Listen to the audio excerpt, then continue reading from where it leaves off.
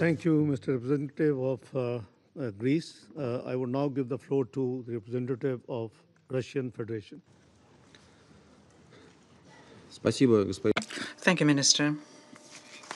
We welcome your presidency of this quarterly open debate in the Security Council on the situation in the Middle East, including the Palestinian question.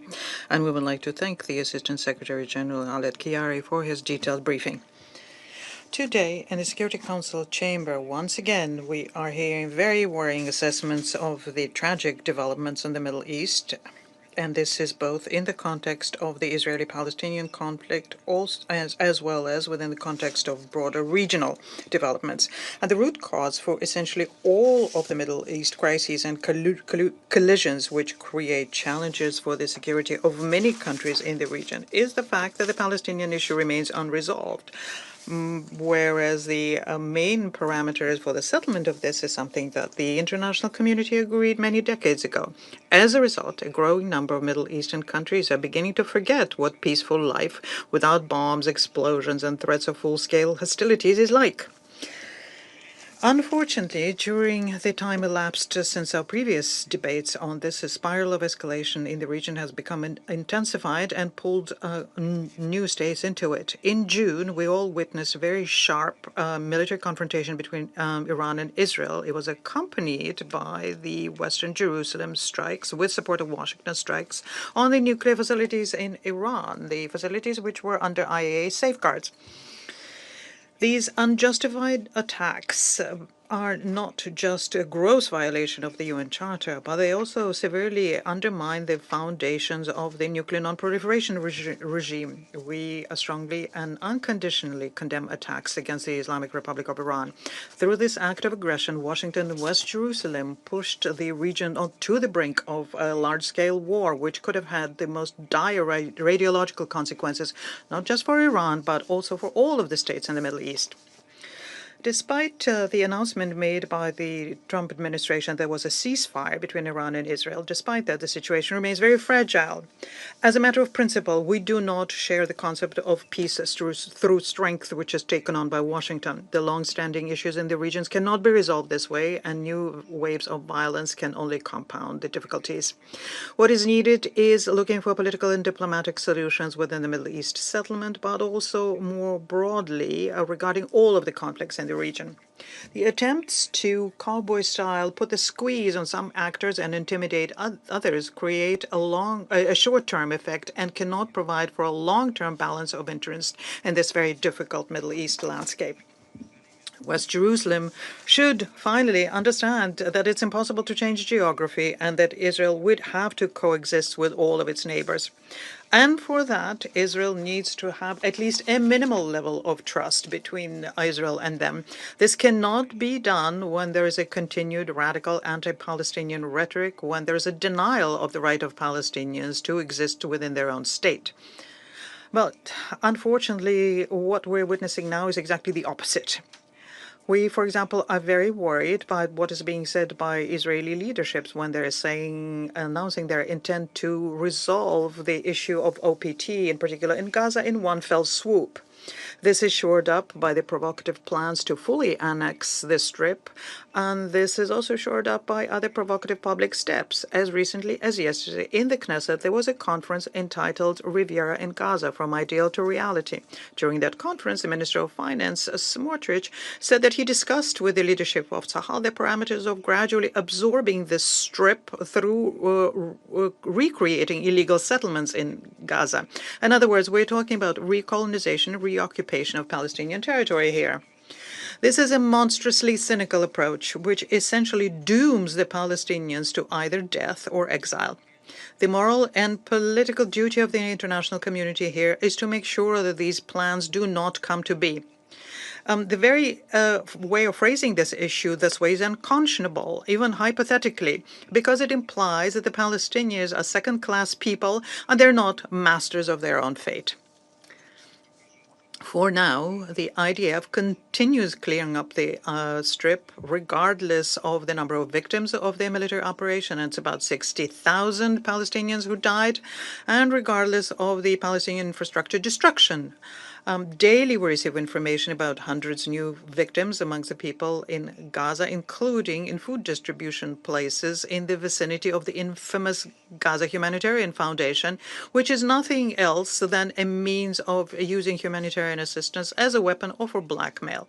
For example, in the last 24 hours, 99 Palestinians died. 26 of them were lining up for rations.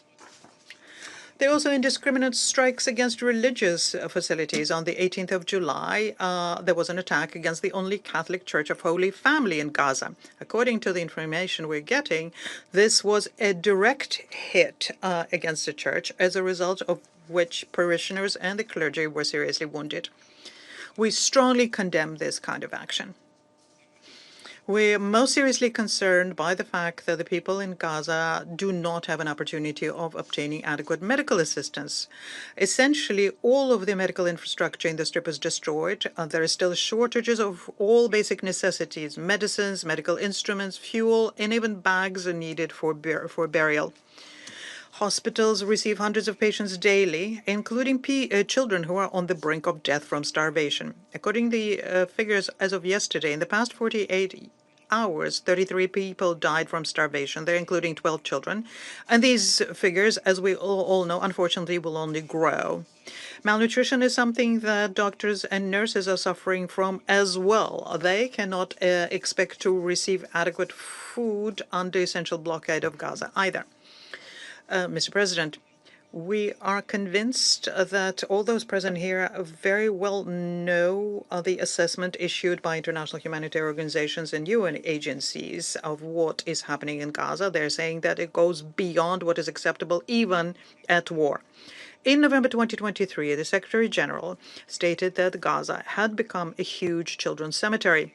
Recently, the Commissioner General of UNRWA, Mr. Lazzarini, described the situation in Gaza as hell on earth.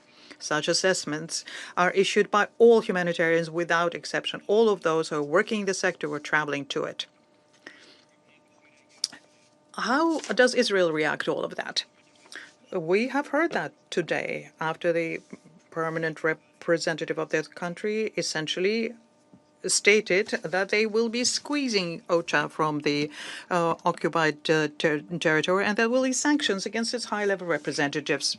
We just need to find out now whether Washington is also going to be covering up for its allies without a murmur as well, whether they will support their new inhuman steps, which goes in counter to what in other instances they proclaim as to be human rights protection. How much longer will this terrible situation continue, which not only humiliates the Palestinians, but also undermines our own faith in the humanitarian ideals, humankind, and justice? Against the background of the disaster in Gaza, what is somewhat obscured is the situation on the West Bank. But unfortunately, this gives us equal reasons for worry because the military operation continues there, economic suffocation, and arbitrary arrest against the Palestinians, property expropriation, and demolition of houses.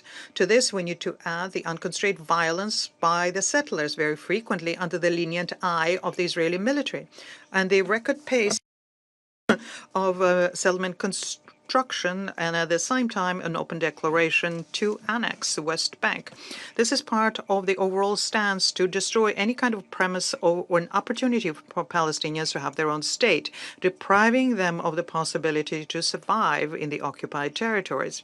Can we really allow ourselves not to notice that and allow the Israeli policy of fait accompli the possibility of fully trample underfoot the international documents about a two-state solutions? Mr. President, the Russian approaches to the current situation in the OPT and in general to the issue of the Israeli-Palestinian settlement have been consistent and are based on obvious truths.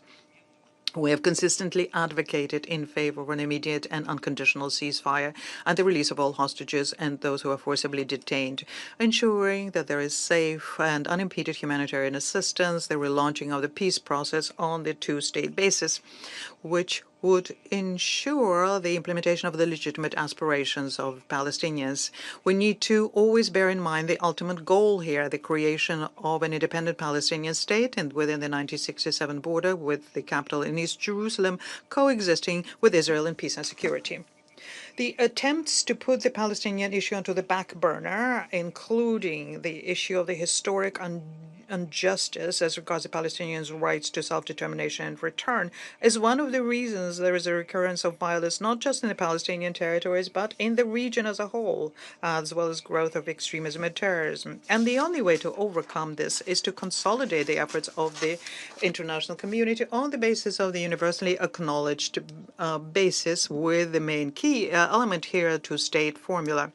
Overall, the issues in the OPT and in the region have become so tangled that the international community needs, at a minimum, to have a very thoughtful and unblinkered discussion here on how to overcome that. What is particularly relevant in this situation is the International High-Level Conference in support of Palestine next week.